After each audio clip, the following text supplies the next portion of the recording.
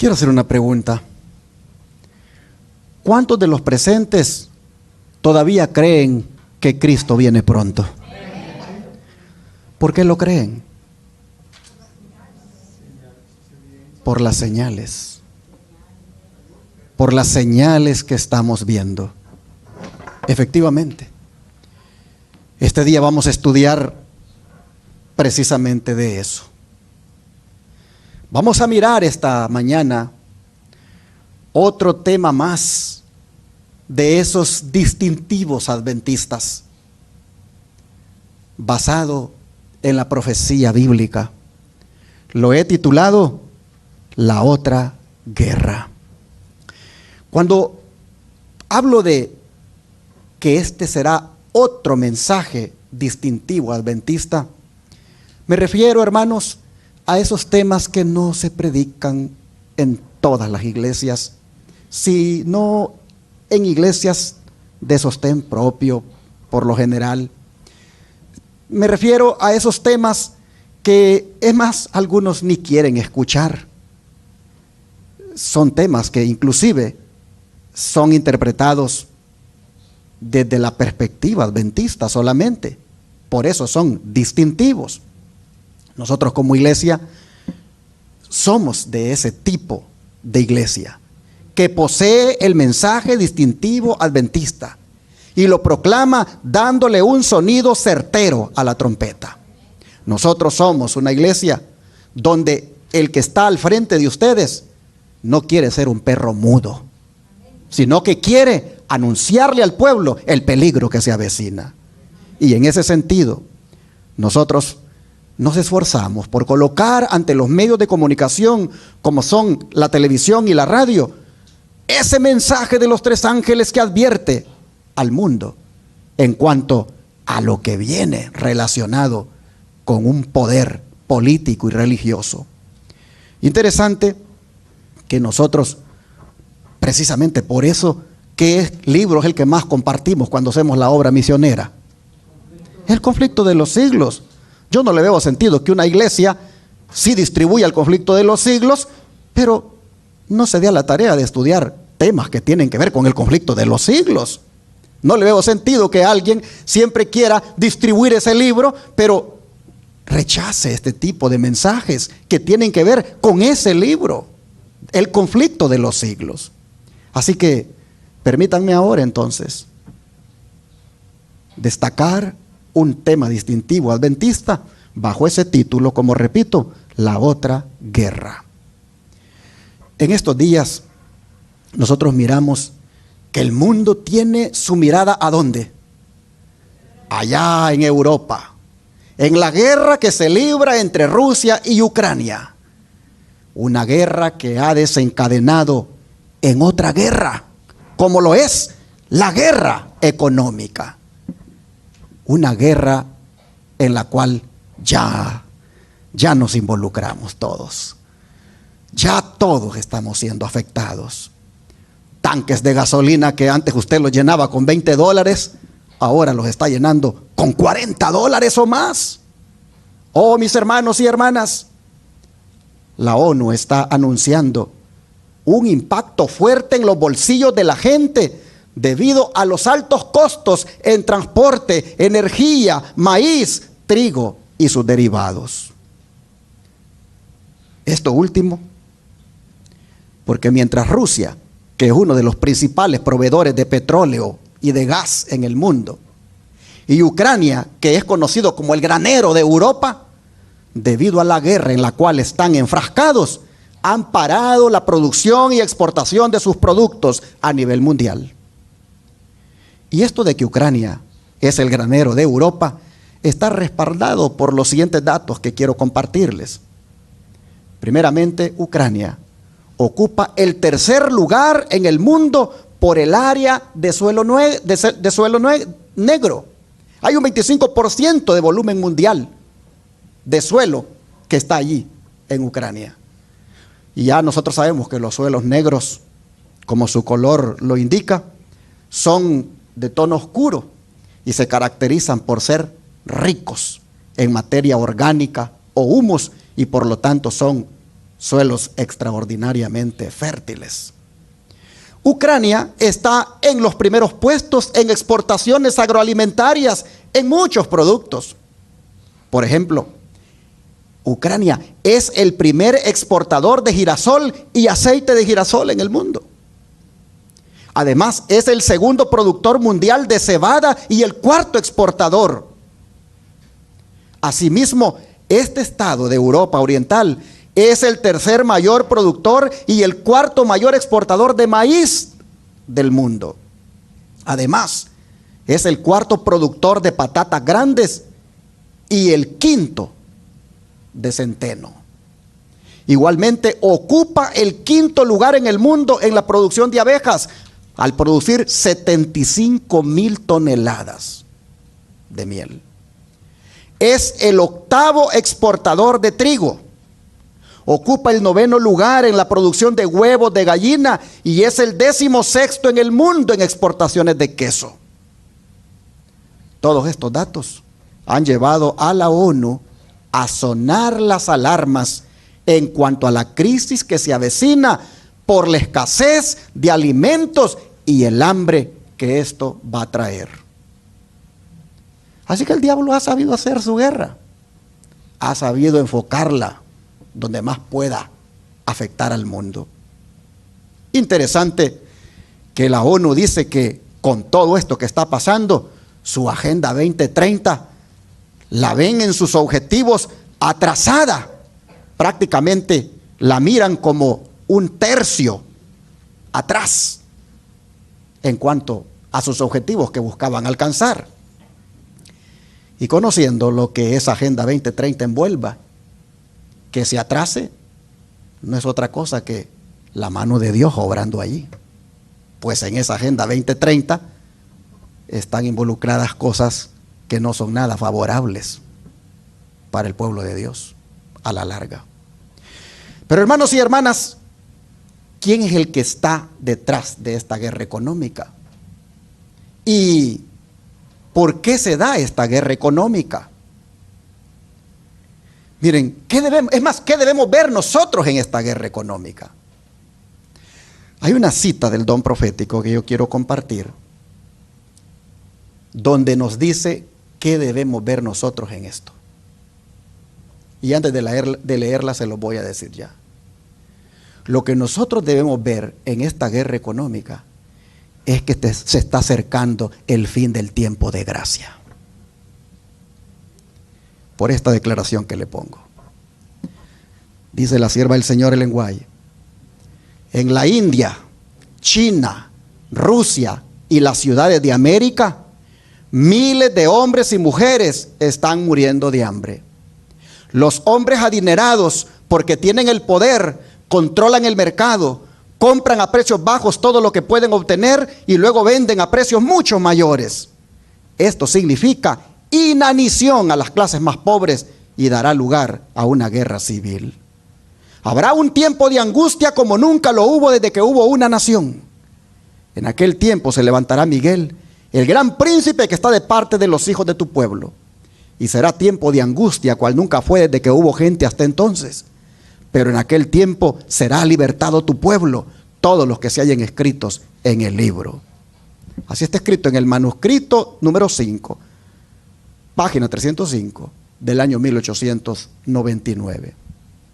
Pero noten lo que la hermana Guay está diciendo aquí, o lo que ella está haciendo acá. Ella está aquí, hermanos, asociando la crisis económica provocada por los precios altos. Ella está asociando eso con el tiempo de angustia y el levantamiento de Miguel. ¿Y cuándo es que va a suceder esto? ¿Cuándo es que Miguel se va a levantar? ¿Acaso no es cuando el fin del tiempo de gracia llegue? Hermanos y hermanas, les pregunto, ¿estamos en camino hacia ese evento? ¿Estamos en camino hacia el fin del tiempo de gracia? Según esta declaración, sí. Fíjense cómo conecta la inflación mundial, los altos costos por el acaparamiento de los ricos. ¿Cómo asocia eso con el tiempo de angustia y el día cuando Miguel se levante. Así nosotros vemos entonces que estamos llegando o nos estamos acercando al fin del tiempo de gracia. Pero como dije, ¿quién está detrás de esta guerra económica? ¿Y quién la ha iniciado? ¿Y quién la lidera?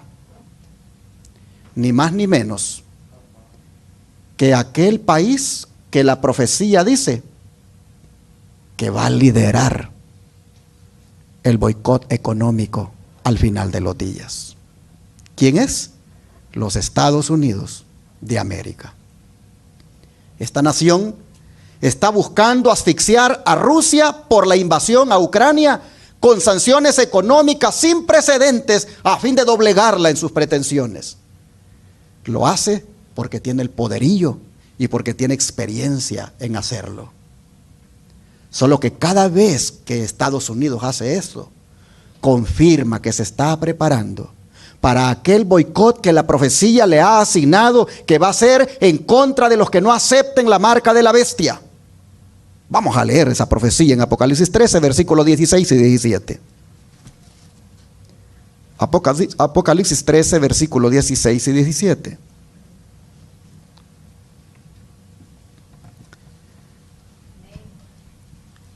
Y aquí la Escritura nos dice: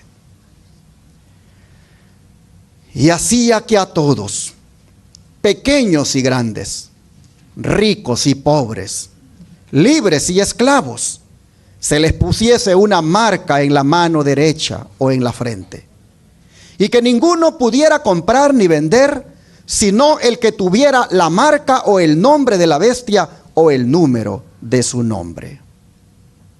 Aquí nosotros vemos, mis hermanos, un boicot absoluto contra los que no adoren la bestia ni reciban su marca. ¿Quién es el que ordena que se haga esto? ¿Y cuál es la marca de la que habla aquí?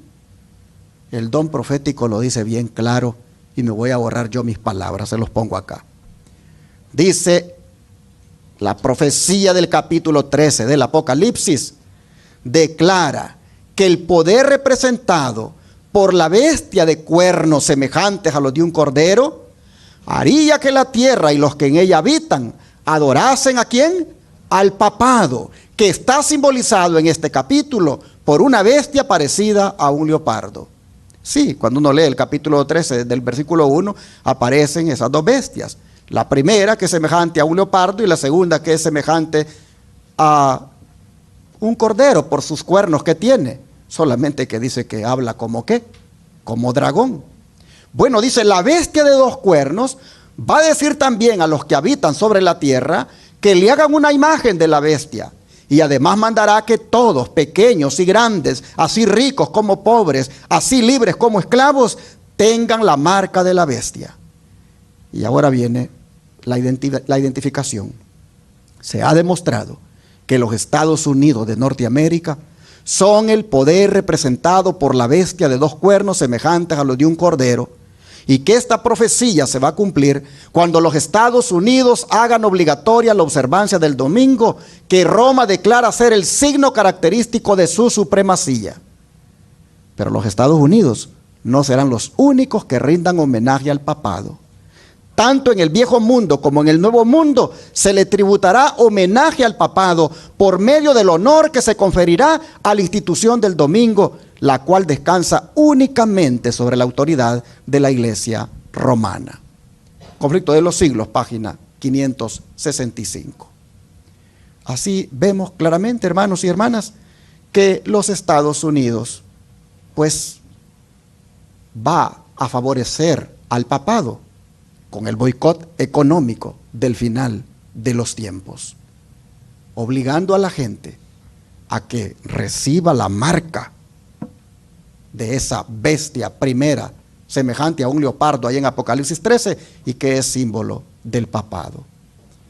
Pero llevar la marca de la bestia, ¿qué implica? Implica adorarla e implica llevar su nombre. En otras palabras, una persona que acepte la marca de la bestia prácticamente va a ser una persona devota y seguidora de la bestia. Indica que esa persona también, por recibir esa marca, es hostil a Dios, a su palabra y a su pueblo. ¿Por qué? Porque está llevando la señal del anticristo en su frente o en su mano derecha. ¿Qué significa llevar la marca de la bestia en la frente? Significa llevar aquí un microchip. Significa llevar aquí estampadas o estampados el número 666. No. Significa que se ha aceptado por convicción esa señal de supremacía papal, como lo es el domingo. Llevar la marca de la bestia en la frente es que se está de acuerdo, se acepta en la mente por convicción de que eso así es. Mientras que llevar la marca de la bestia en la mano derecha significa de que no estoy de acuerdo, pero de todas maneras la acepto porque me conviene. Así que una es por convicción y otra es por conveniencia. Hermanos y hermanas, ¿cuánta gente va a verse en una situación como se han visto ahora con esto del medicamento? Que dicen, yo no estoy de acuerdo con esto, pero de todas maneras, por conveniencia, voy a ponérmelo. Ahí ustedes pueden ver algo parecido de lo que va a ocurrir con la marca de la bestia. Cuando muchos también no estarán de acuerdo, pero por conveniencia aceptarán dicha marca. Oh, mis hermanos y hermanas, aceptar la marca de la bestia por conveniencia, es decir, en la mano derecha, porque eso es un símbolo nada más, eso no es otra cosa que entablar una relación de amistad con dicha bestia, pues la mano derecha es símbolo de eso, de amistad. Y si no, veamos un caso, por ejemplo, aquí en Gálatas capítulo 2, versículo 9, miren aquí lo que sucedió. Gálatas 2, versículo 9.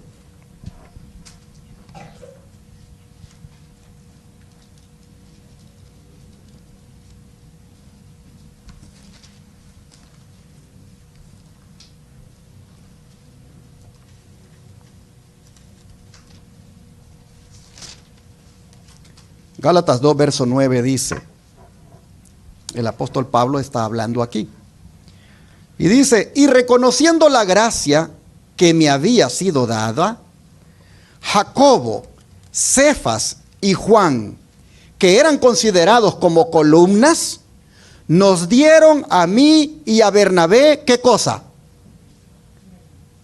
¿Qué mano fue esta? La mano derecha. Nos dieron a mí y a Bernabé la diestra en señal de ¿qué cosa? De compañerismo, y para que nosotros fuésemos a los gentiles y ellos a la circuncisión. Noten ustedes, así era la práctica en el cercano oriente, cuando se hacía un voto solemne de amistad y asociación. Con aquella señal de darles la mano derecha, prácticamente los apóstoles reconocieron a Pablo como un maestro y como un colega en el ministerio.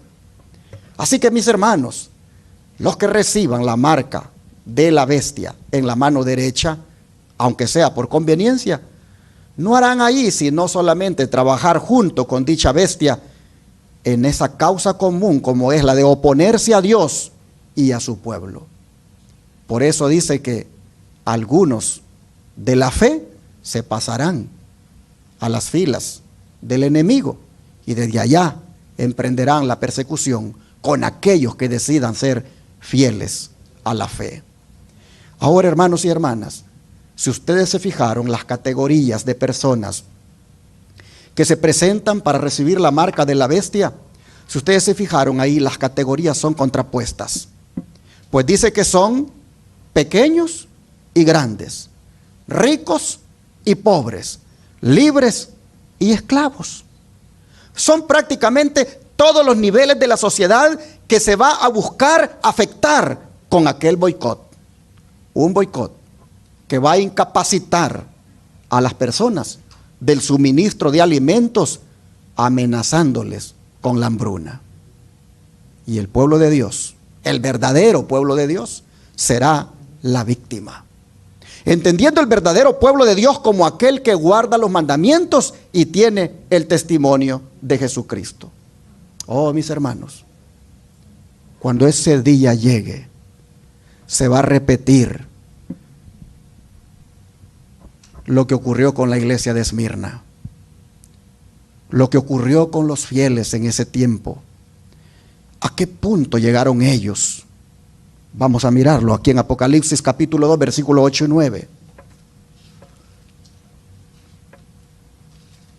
Apocalipsis capítulo 2, versículo 8 y 9.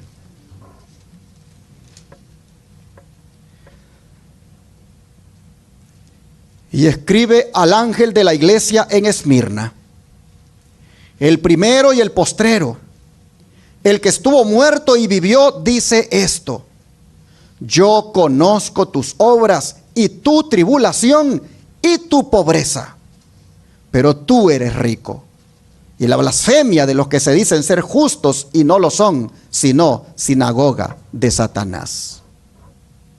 Miren ustedes, el Señor dice que conocía la iglesia de Esmirna por la tribulación que estaba pasando, por la pobreza en la cual habían caído sus miembros.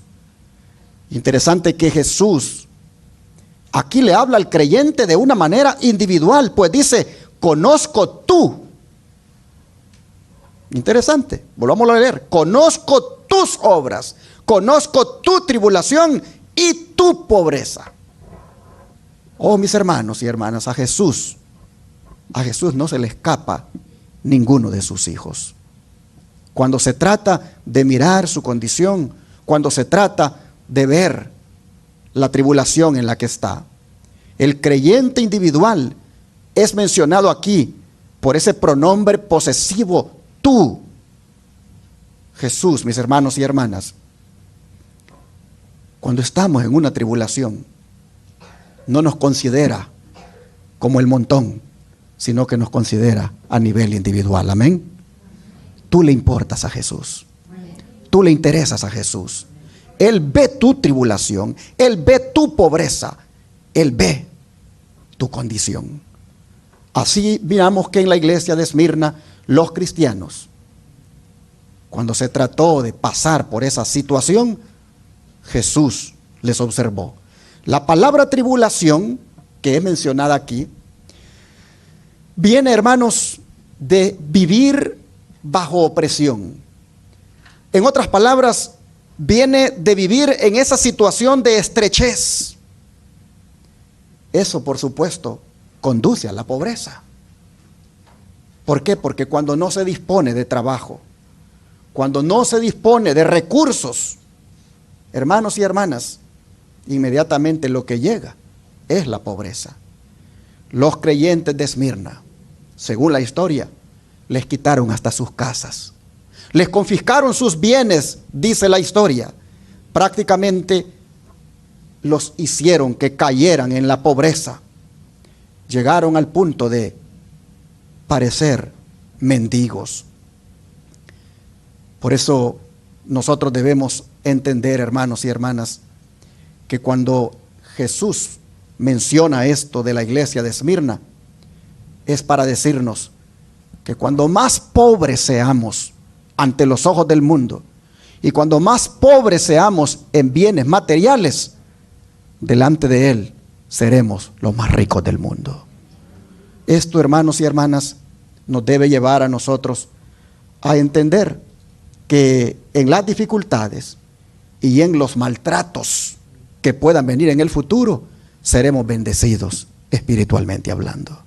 Y mire lo que dice el apóstol Santiago en ese sentido. Vamos a Santiago capítulo 2, versículo 5. Santiago capítulo 2, versículo 5.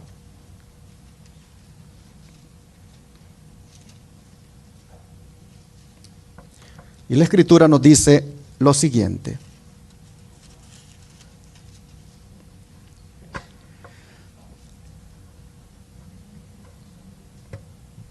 Hermanos míos amados, oíd. ¿No ha elegido Dios a los pobres de este mundo para que sean ricos en fe y herederos del reino que ha prometido a los que le aman? ¿Qué está diciendo Santiago aquí? Santiago está diciendo que una persona puede ser pobre ante los ojos del mundo, pero rica delante de Dios. Santiago está diciéndonos, mis hermanos, que una persona es rica delante de Dios porque es rica en fe. ¿Y por qué es rica en fe? Porque ha colocado su confianza en el Señor. Y eso lo hace merecedor del reino, porque Él ha puesto su confianza en el Señor. ¿Y por qué ha puesto su fe en los méritos de Cristo? Aunque es pobre, dice Santiago, el Señor lo tiene listo para que herede su reino. ¿Y cuál reino es ese? ¿Cuál reino es el que Dios tiene preparado para que los pobres, pero ricos en fe, lo hereden? Creo que para eso habría que ir al libro de Daniel para que miremos allá lo que dice en el capítulo 7, versículo 27. Daniel capítulo 7, versículo 27.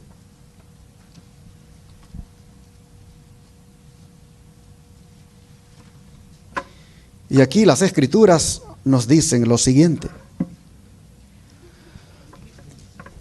Daniel 7, 27. Y que el reino y el dominio y la majestad de los reinos debajo de todo el cielo sea dado a quienes, hermanos, al pueblo de los santos del Altísimo, cuyo reino es reino eterno, y todos los dominios le servirán y obedecerán. Aquí entonces miramos una vislumbre consoladora del resultado final de toda la agitación y persecución por la cual habrán pasado los santos. Qué hermoso pensamiento. Cristo va a volver y va a llevar a sus hijos a que disfruten de su eterno reino. Ese reino que dice que es para los santos del Altísimo. Oh, hermanos y hermanas, pero este reino solo será establecido después que se haya destruido a la bestia, simbolizado aquí en este capítulo por un cuerno que habla grandes cosas en contra del Altísimo, y que será destruido. El verso 26 lo dice, miren ustedes arribita. Pero se sentará el juez y le quitarán su dominio para que sea destruido y arruinado hasta el fin. Es después que este poder religioso, que no es otro que símbolo del papado, haya sido destruido, es después que el reino será dado a los santos del Altísimo. Veremos cumplirse este versículo 26 al final de los tiempos, pero antes vamos a tener que enfrentar la guerra económica del fin de los tiempos, la de que no se podrá comprar ni vender. Cuando escucho a los Estados Unidos hablar, uno dice, ¿qué de verdad te encaja la profecía bíblica? Dice el presidente de los Estados Unidos, vamos a hacer que Rusia y su presidente paguen las consecuencias. Vamos a hacer que el presidente de Rusia se convierta en un paria internacional. Cuando usted escucha eso, a ese cordero, a esa bestia semejante a un cordero, usted no puede atribuirle más que la otra parte de la profecía que dice, pero hablará como dragón. ¿Qué es convertir a una persona en un paria internacional? No es otra cosa que convertirlo en un marginado, en un despreciable. Y eso se ha propuesto los Estados Unidos en relación con el gobierno de Rusia. El don profético se explaya en darnos pruebas y pruebas de que los Estados Unidos es este poder que lidera la guerra económica, asfixiando a quien quiera para doblegarlo. Y miren ustedes lo que dice la sierva del Señor. Las leyes, dice, se volverán más estrictas, pero serán violadas por razones de conciencia. Ahora ella hablando del boicot económico que los Estados Unidos va a liderar. El gobierno, dice, cegado y lanzado en su carrera fatal, creerá necesario mantener su falsa dignidad y impondrá multas y penalidades cada vez más severas, hasta la confiscación de los bienes y la privación de la ciudadanía. Hermano Melchor, le van a quitar la ciudadanía americana. ¿Cómo le vamos a hacer? Ya no hay. Pero usted quiere que se la quite de todas maneras. Ya no regresa aquí. Ya se queda de una vez por allá. Dice que se les va a quitar la ciudadanía. Se les va a confiscar los bienes.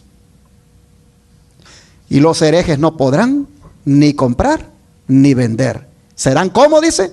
Boicoteados. Lo mismo que está ahorita haciéndose sobre Rusia. Y aún más dice, si persisten en lo que un gobierno cegado llama obstinación, serán considerados traidores y el castigo que merece la traición es la muerte. Estoy leyendo en el Deseo de toda la gente, página 380, que es el apéndice del libro, la parte final, donde se aclaran muchas cosas en relación a algunos tópicos que se trataron en el libro. Dice allí mismo que la profecía declara que el gobierno de los Estados Unidos llegará aún a decir a los tales que se les ha de dar muerte. Lo ya explicado demuestra que el camino en el cual ha entrado ya la nación de los Estados Unidos conduce lógicamente a este fin. Y no solo esto, sino que su influencia al respecto hará retroceder al mundo, a la Edad Media, a la ruina completa de la iglesia y el Estado. Los que no saben de estas cosas pueden tratarlas como increíbles, mas si tan solo quieren investigar, pueden comprenderlas. Sí, algunos podrán decir, es exagerado que se hable solo de esto y que se traigan temas en relación con lo que está pasando. Sí, te puede parecer exagerado. Pero si te dedicas a estudiar, mirarás que Jesús te está dando un mensaje con esto. Sigue diciendo el don de profecía. La marca de un poder es lo que se presenta específicamente como señal de su autoridad. La autoridad de Dios y su jurisdicción se concentran en su poder creador de todo. La señal o marca de esa autoridad es ¿cuál, hermanos? El sábado. Les pregunto en esta hora, ¿cuántos se sienten felices de tener la señal de Dios en esta hora? Estamos con la marca de Dios, estamos guardando el sábado, estamos adorando, marcados por nuestro Dios. Pero dice que eso es el sábado. En cambio, dice, la marca de la bestia es aquello que el papado presenta como señal de su autoridad. Como poder perseguidor, dice, el papado debe ser un poder que se opone al verdadero cristianismo. Y su marca debe mostrar oposición a la ley de Dios o un cambio en ella. En la diferencia que hay entre la ley de Dios, tal como la da su palabra y la practicó Jesucristo, y esa misma ley, según la interpreta, enseña, practica e impone el papado, debe hallarse la marca de esa potencia. Y para que vaya quedando más claro, dice, como se ha notado ya, la señal del poder de Dios es su santo sábado del cuarto mandamiento. La interpretación papal de aquella ley discrepa de la palabra mayormente en lo que respecta a ese mandamiento. La ley de Jehová declara que el séptimo día será sábado de Jehová. La Iglesia Católica Romana declara que guardar este mandamiento consiste en dedicar el domingo, primer día de la semana, a la oración y otros deberes religiosos. Al querer probar, dice, que la Iglesia tiene poder para instituir fiestas de precepto, el catecismo doctrinal católico dice, si no tuviera tal poder, no podría haber hecho aquello en que concuerdan con ella todos los religiosos modernos. Es decir, no podría haber sustituido la observancia del domingo, primer día de la semana, en lugar de la observancia del sábado, séptimo día, cambio para el cual no tiene autoridad bíblica. Otra obra católica prueba la misma autoridad de la iglesia diciendo que por el mismo acto de cambiar el sábado en domingo, guardando el domingo, ellos, los protestantes, reconocen el poder que tiene la iglesia para ordenar fiestas y para ordenarlas so pena de pecado. Muchos otros testimonios respecto del mismo hecho podrían presentarse de fuentes católicas y protestantes. La marca de la bestia es, por lo tanto, el domingo impuesto por ley. No podrán comprar ni vender los que no hayan aceptado en su mente, por convicción, que el domingo es el día de reposo, o que lo hayan aceptado con su mano derecha, absteniéndose de trabajar en ese día y dedicarse a lo que el papado requiera. Sigue diciendo, hay pruebas de que el gobierno norteamericano hará esto y que va a obligar a sus súbditos a recibir esta marca en la diestra, absteniéndose de todo trabajo o en la frente, es decir, libremente y por su profesión de fe. ¿Hay pruebas, dice, que el gobierno norteamericano lo haga? En verdad, dice, las pruebas abundan. Ya varios estados por separado han perseguido a los que realizan trabajos comunes en domingo. ¿Saben que el otro día estaba allá por Colorado? Y entonces mi carro presentó un problema, que no le duraba el aire a la llanta, poquito recorría y ya estaba otra vez la llanta bien baja de aire. Y entonces estaba preocupado porque era un domingo y todo cerrado en ese lugar, en ese pueblo. Y yo le busqué en el teléfono donde podía haber un taller abierto, y gracias a Dios había uno. Pero interesante, cuando llegué al taller, el señor que me atendió dijo, ¿qué desea? Pues mire, esto y esto tiene la llanta. Y dice, bueno, espere mientras atiendo a este otro y ya veremos. Atendió al otro y yo esperé que me atendiera a mí, pero en eso llegaron 3 personas y se puso a atenderlos a ellos. Y las personas le dijeron, ¿tiene carros de venta? Sí, dice, ahí están, pero no puedo enseñárselos. ¿Por qué? Porque es domingo, les dijo, y la ley nos prohíbe que vendamos carros en domingo. Pueden ir a mirarlos por fuera, pero yo no les puedo ni siquiera dar precio. Interesante, dije yo. Y entonces conecté mi mente y dije, cierto, todos los dealers están cerrados en domingo, todas las ventas de carros están cerradas en domingo. Y entonces me llamó la atención y esperé que terminara la conversación, y después le dije, ¿cómo es eso? Le digo, que usted no puede ni mostrar. No puedo, me dijo, darles la llave, no puedo abrírselos, tiene que venir el lunes. El domingo es prohibido vender carros en todos los Estados Unidos. ¿En todos los Estados Unidos? Sí. Bueno, él entonces se metió allí donde hace los trabajos, y yo me fui así a ver lo que él tenía alrededor. Y voy mirando que ahí habían revistas Centinela, habían unas cositas ahí, material adventista. Y dije, entonces aquí estoy tratando con un adventista. Y me voy donde él, oiga hermano, usted, le digo, ¿qué iglesia es usted? Adventista. Pues yo también soy adventista, le digo. Y que ahora ya me interesó más el punto le digo, ¿por qué usted dijo eso? Sí, soy adventista, me dice, pero por ley estoy obligado a que no puedo vender carros en domingo. Y nosotros miramos aquí, hermanos, lo que está diciendo, ya varios estados por separado han perseguido a los que realizan trabajos comunes en domingo. Las famosas leyes azules que le llaman aquí, ¿verdad? Bueno, dice, por la multiplicación de las decisiones judiciales contrarias a la Constitución y al verdadero espíritu americano, y por la enorme presión de los entusiastas religiosos sobre los magistrados, la nación de los Estados Unidos se está dirigiendo hacia el fin lógico de los pasos ya dados, como es, a saber, una unión completa de la iglesia y el Estado, y a la elevación del domingo al estado de ley. Esa es una ley ya dominical. No puede vender carros en domingo. Es cuestión nada más para que se active esa ley a niveles religiosos. Pero cuando la nación americana haga esto, que le ha sido profetizado hacer en contra del pueblo de Dios, al imponer esa marca para favorecer al papado, al poner ese boicot para favorecer al papado, oh hermanos y hermanas, cuando eso se dé,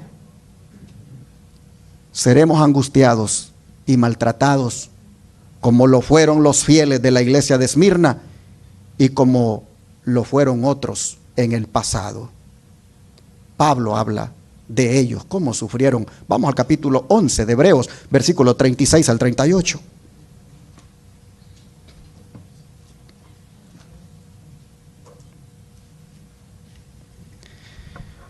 Hebreos capítulo 11, versículo 36 al 38.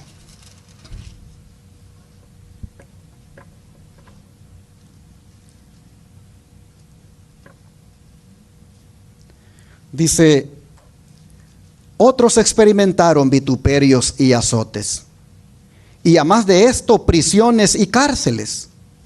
Fueron apedreados, aserrados, puestos a prueba, muertos a filo de espada, anduvieron de acá para allá, cubiertos de pieles de ovejas y de cabras, pobres, angustiados, maltratados, de los cuales el mundo no era digno, errando por los desiertos, por los montes, por las cuevas y por las cavernas de la tierra.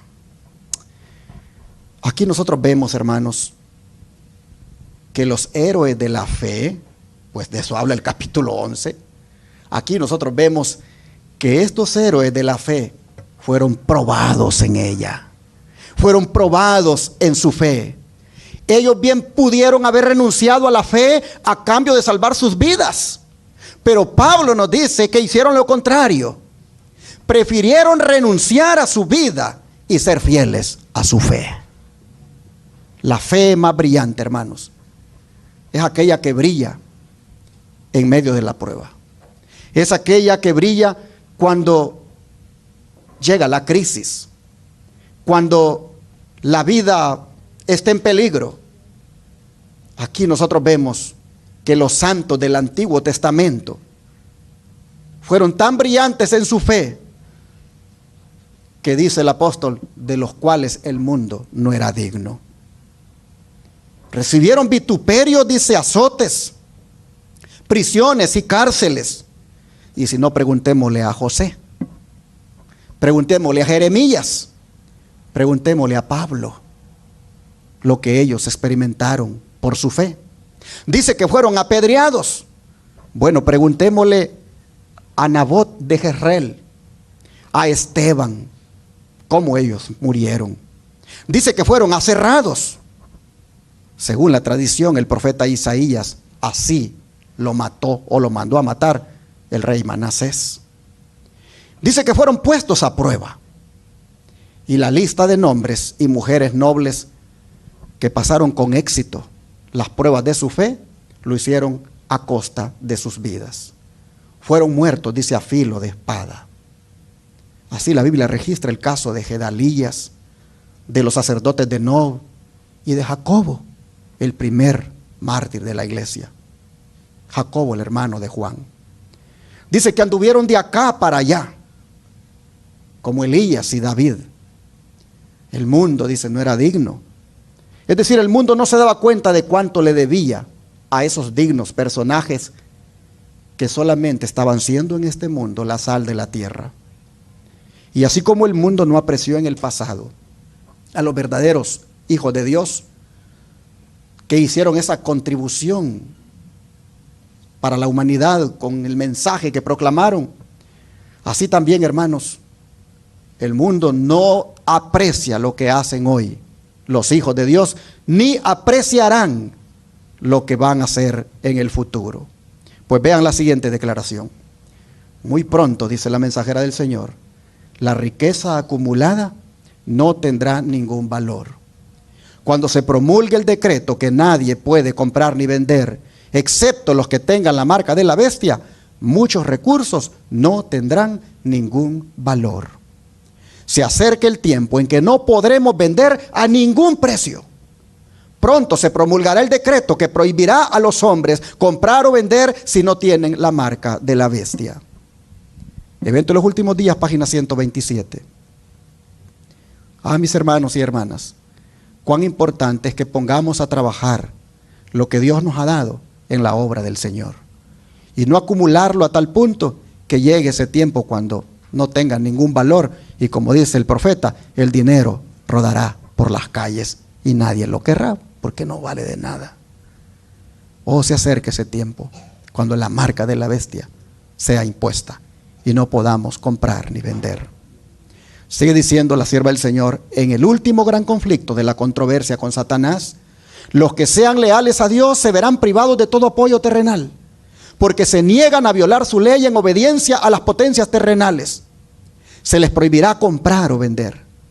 Y mire lo que Satanás dice, que por temor a que les falten el alimento y el vestido, se van a unir al mundo en la transgresión de la ley de Dios y la tierra va a quedar, dice, completamente bajo mi dominio.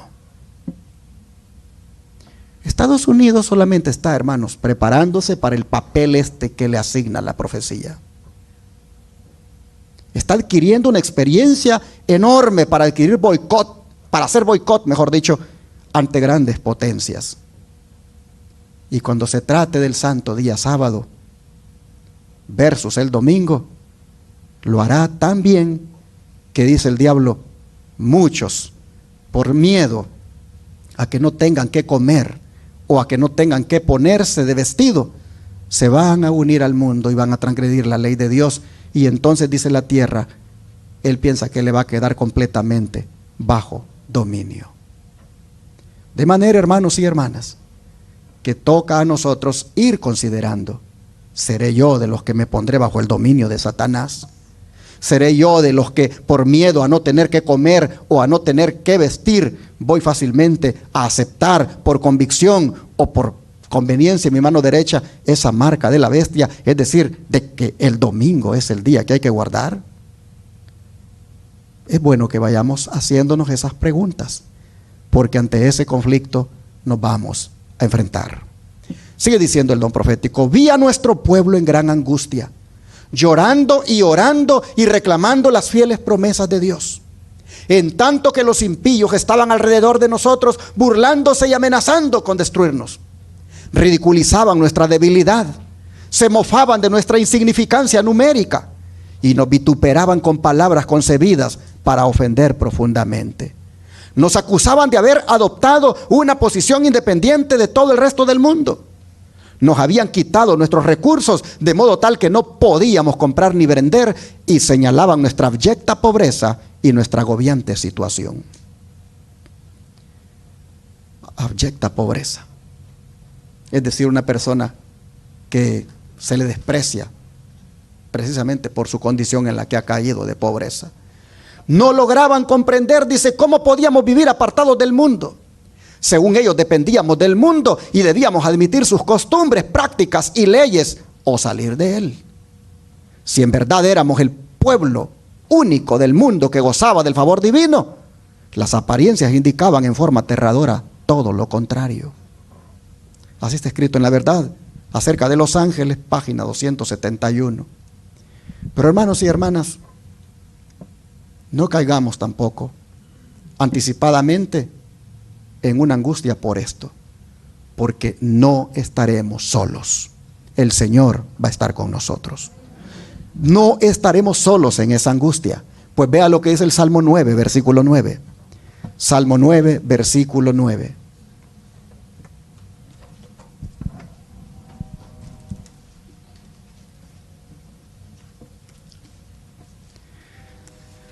Salmo 9, verso 9.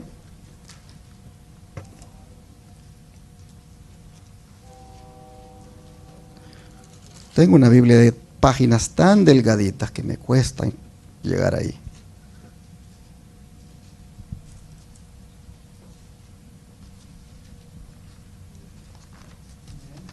Muy bien, dice así la palabra. Salmo 9, verso 9. Jehová, dice, será refugio de ¿quién, hermanos? Del pobre, refugio para el tiempo de angustia. Si el plan es que lleguemos a un nivel de pobreza abyecta, es decir, hasta al punto que nos desprecien, la palabra del Señor dice que Jehová será el refugio del pobre. La palabra de Dios dice que Jehová será el refugio del tiempo de angustia, pero refugio.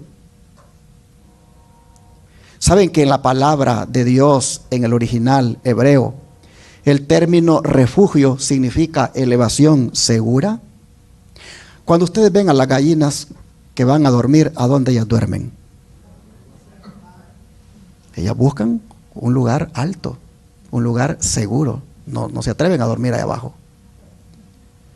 Aquí nosotros vemos que para el pobre, para el que sea llevado a ese nivel abyecto de pobreza en los días que se imponga la ley dominical, aquí nosotros vemos que para él habrá un lugar de refugio, un lugar seguro, un lugar alto. Mire cómo lo dice el Salmo 18, verso 2, para que nos quede claro todavía mejor esto. Salmo 18, verso 2.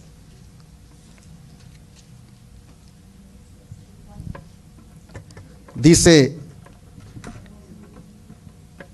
Jehová, roca mía y castillo mío y mi libertador, Dios mío, fortaleza mía, en él confiaré, mi escudo y la fuerza de mi salvación. Y luego que dice, mi alto refugio.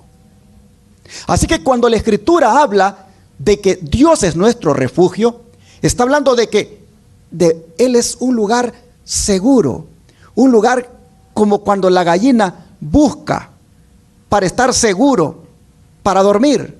Dice la palabra de Dios, Jehová es un lugar de refugio, un lugar alto, un lugar seguro. Ah, hermanos y hermanas, Jehová será nuestro refugio, amén. Jehová va a estar con nosotros en esa situación.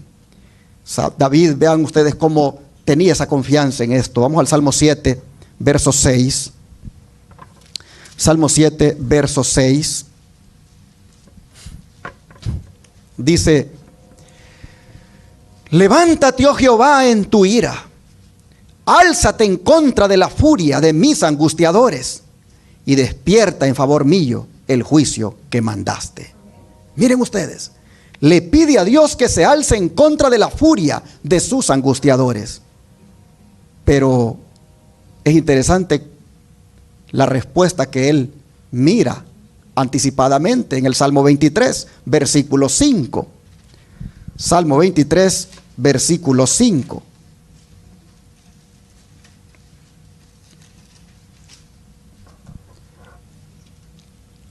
Dice: aderezas mesa delante de mí en presencia de ¿quién? De mis angustiadores. Unges mi cabeza con aceite, mi copa está rebosando. Aquí nosotros miramos, mis hermanos, que prácticamente cuando llegue esa crisis, cuando tú no puedas comprar ni vender,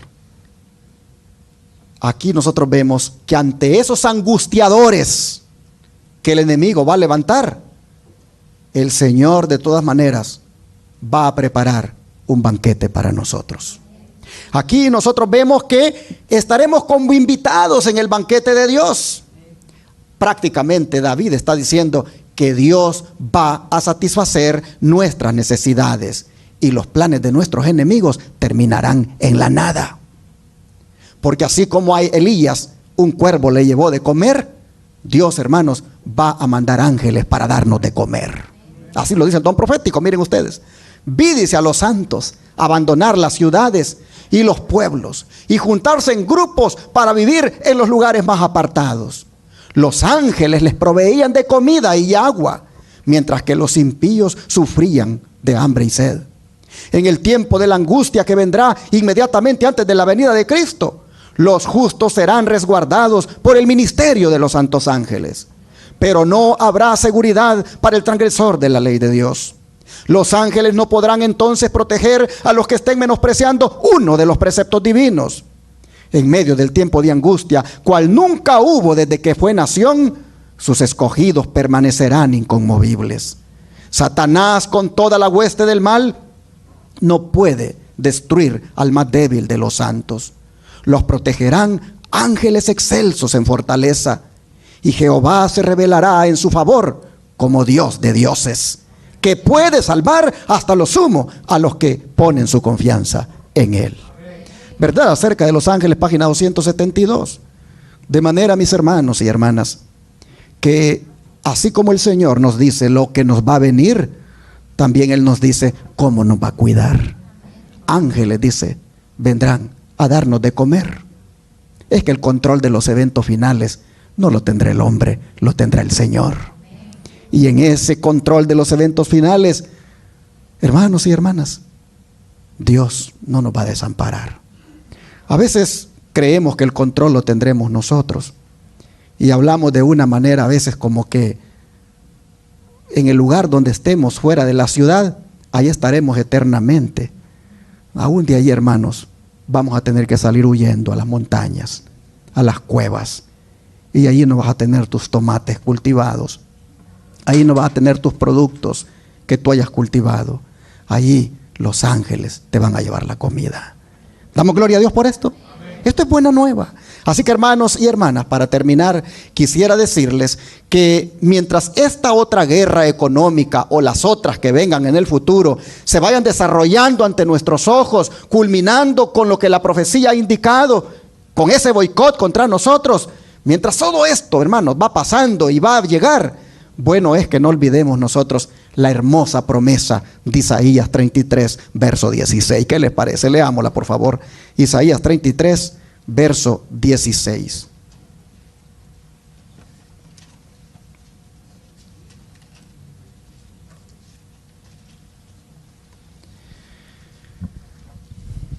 Y aquí la Escritura nos da esta seguridad, diciéndonos, de Isaías 33, 16, habitará, ¿a dónde, hermanos? En las alturas. Fortaleza de rocas será su lugar de refugio. Se le dará su pan y sus aguas serán seguras. Mis hermanos, habitaremos, dice, en las alturas. Es decir, en un lugar seguro. Interesante que en la antigüedad, cuando se construían las ciudades, estas siempre se construían en lugares altos como una medida de protección ante una posible invasión, como lo es en un caso de guerra. Siempre es ventajoso cuando el ejército o está en un lugar alto o cuando el combatiente está en un lugar alto. La Escritura dice que el Señor, en el día de la angustia, en esos días difíciles que vendrán, Él nos colocará en un lugar seguro, en las alturas. Dice que fortaleza de rocas será nuestro lugar de refugio. En otras palabras, a los que amemos y sirvamos al Señor, se nos ofrece aquí una protección y un cuidado en el tiempo de la prueba. La promesa aquí, hermanos, es prácticamente de consuelo para el pueblo de Dios en la crisis de los últimos días. Cuando prácticamente todo el mundo esté contra nosotros, la Escritura dice que el Señor nos va a proporcionar lugares seguros, fuera del alcance de los que quieran destruirnos, porque nuestra fortaleza de roca es Jehová de los ejércitos. Así nosotros entonces podemos ver que el final, si bien es cierto, será dramático, también será maravilloso al ver cómo la mano de Jehová obrará en favor de nosotros. Interesante que el pan y el agua, dice, para nosotros estará ¿cómo? Seguros. Mientras que para los impíos, ellos, ¿qué van a tener de beber? Sangre. ¿Qué les parece? Vamos a leerlo. En Apocalipsis está capítulo 16, versículo 4 al 9. Apocalipsis 16, versículos 4 al 9.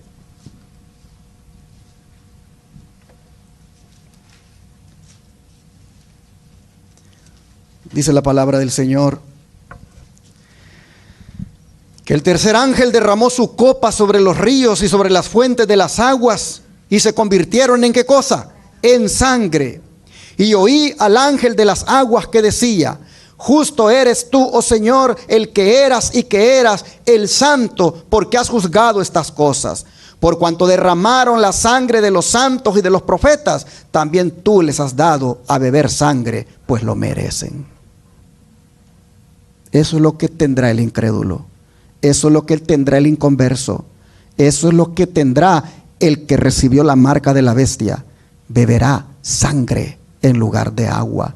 Mientras que para el verdadero pueblo de Dios, el que guarda los mandamientos de Dios y tiene el testimonio de Jesucristo, el pueblo remanente, ese tendrá agua cristalina que Jehová le va a dar. Oh, hermanos y hermanas, habiendo visto esto, es menester que nosotros hagamos una decisión. Y la decisión es afirmarnos en las filas de nuestro Dios, afirmarnos en su verdad, de decidir completamente ser leales a Dios cueste lo que cueste. Y eso solo se puede hacer si tenemos una intimidad con nuestro Señor Jesucristo. Él lo dijo claramente. Vamos aquí al Evangelio de Juan y con esto cierro el capítulo 15.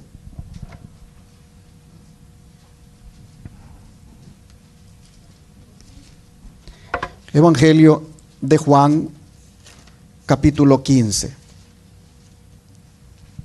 Y leamos acá el versículo 4 y 5. Permaneced en mí y yo en vosotros. Como el pámpano no puede llevar fruto por sí mismo si no permanece en la vid, así tampoco vosotros si no permanecéis en mí. Yo soy la vid, vosotros los pámpanos. El que permanece en mí y yo en él, éste lleva mucho fruto, porque separados de mí nada podéis hacer. ¿Qué les parece? La clave es, a partir de hoy en adelante, ¿cuál es la clave? Permanecer en Cristo. Porque separados de Él, ¿qué cosa? Aceptaremos la marca de la bestia fácilmente, hermanos. La aceptaremos fácilmente, separados del Señor. La aceptaremos o por convicción o por conveniencia. Así que la clave es permanecer en Cristo. Jesús es, hermanos y hermanas, la vid verdadera, dice del versículo 1 y 2, miren ustedes. Yo soy la vid verdadera y mi Padre es el labrador. Todo pámpano que en mí no lleva fruto lo quitará, y todo aquel que lleva fruto lo limpiará para que lleve más fruto. Así que, hermanos y hermanas, nosotros tenemos que, como pámpanos, estar permaneciendo conectados. ¿En dónde? En la vid verdadera, la cual es Cristo. Así como la vid le da, hermanos y hermanas, prácticamente la fuerza a la ramita, al pámpano, prácticamente es una fuente de vida para la ramita, la vid, es decir, el tronco. Así, hermanos, Cristo es para nosotros una fuente de vida. Nosotros no podemos hacer nada sin el Señor. Por eso la clave es: manténganse conectados con el Señor. Sean pámpanos conectados en la vid, no pámpanos conectados con otro pámpano. Porque tristemente eso es lo que está sucediendo en estos tiempos. Pámpanos conectados con otro pámpano. ¿Se va el hermano Melchor de la iglesia? Como yo era un pámpano conectado con él, ahí voy detrás de él y me voy también. Hermanos y hermanas, ha llegado el tiempo donde tú no tienes que ser un pámpano conectado con otro pámpano. Si se va el pastor, que se vaya. Tú permanece con Cristo. Si se va la hermanita tal que habla bonito y que presenta buenos temas, que se vaya. Tú permanece con Cristo. ¿Por qué tienes que ir siguiéndola? ¿Acaso eres pámpano conectado con otro pámpano? Oh, hermanos y hermanas, hemos llegado al tiempo donde nosotros solo tenemos que estar conectados con Jesús. 5 podemos quedar aquí, pero 5 conectados con Cristo. Se pueden ir los que se quieran ir porque están conectados con otros pámpanos, y a medida que se van se quedan asustados y ahí quieren irse detrás de ellos. Se pueden ir, pero los que se queden aquí, que se queden porque están conectados con Jesús solamente. Esa es la clave. Y eso es lo que al final de los tiempos nos va a mantener, hermanos. Ojalá que, entendiendo este mensaje, decidamos todos permanecer en Jesucristo hoy y siempre. Que Dios bendiga a su pueblo. Qué hermoso canto. Cómo le da a uno esperanza, le da esa seguridad. Nuestra roca es Jesucristo y Él será nuestro escondedero en los tiempos difíciles. No tengamos temor de lo que viene, solamente asegurémonos a estar siempre afirmados en esa roca que es Cristo. Vamos a orar.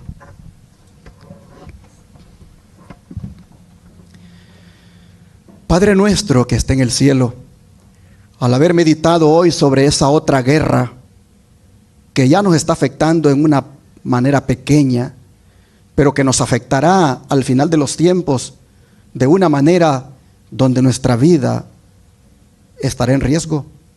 Al haber meditado, Padre, en esa otra guerra y ver cómo el panorama se va prácticamente poniendo de tal forma que la potencia que la profecía ha señalado lo hará efectivamente, porque ya lo está haciendo por otros motivos. Oh Señor, al haber nosotros visto esto, solo te pedimos que levantemos la cabeza y entendamos que la redención está cerca. Solo te pedimos, Señor, que nosotros andemos en una manera santa de vivir. Que nosotros, Padre, andemos siempre afirmados en la roca que es Cristo. Padre, te rogamos que cuando esa crisis llegue, cuando esa otra guerra sea enfilada directamente contra nosotros en una manera grande, oh Señor, que entonces nos acordemos de las promesas que hemos leído. Que nos acordemos que los ángeles vendrán en nuestra ayuda. Que nos acordemos que Jehová será nuestro refugio. Que nos acordemos que nuestro pan y nuestra agua estarán seguros. Padre, ayúdanos a incrementar nuestra fe en ti, basada en una relación íntima contigo, como el pámpano que se conecta con la vid. Ayúdanos a mantenernos, Señor, unidos a ti todo el tiempo, a permanecer en ti, a buscarte, Señor, como nunca, a través de la oración y el estudio de la palabra. Ayúdanos, Señor, a mantenernos alimentados de la savia que brota de ti. Así, Padre, te rogamos que ocurra en el nombre de Jesús. Amén. Y ahora, Padre, también te ruego por los alimentos que van a ser ingeridos y que hermanas con mucho amor y cariño han preparado. Te rogamos que bendigas esos alimentos, que caigan bien en nuestro organismo, y mientras nosotros los comemos con agradecimiento, dale al que no tiene, Señor. Por favor, provéele a aquel que no tiene. Y si nos quiere dar el privilegio a nosotros, Señor, de que alguien aparezca en nuestro camino para ayudarlo, que no lo pensemos dos veces para hacerlo. Ayúdenos, Señor, a ser cristianos prácticos, a vivir lo que hablamos.